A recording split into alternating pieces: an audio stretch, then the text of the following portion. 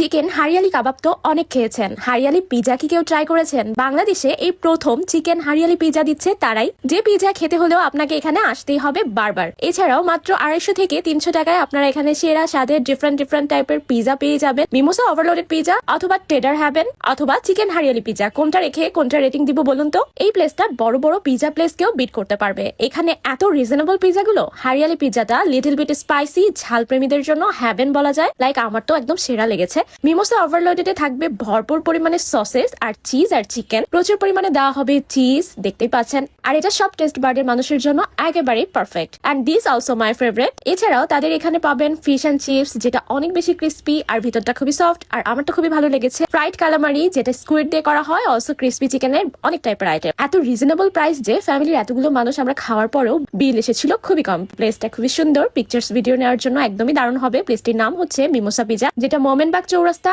আলামিন রোড, কোনাপাড়াতে অবস্থিত। Thanks for watching. For more don't forget to follow me.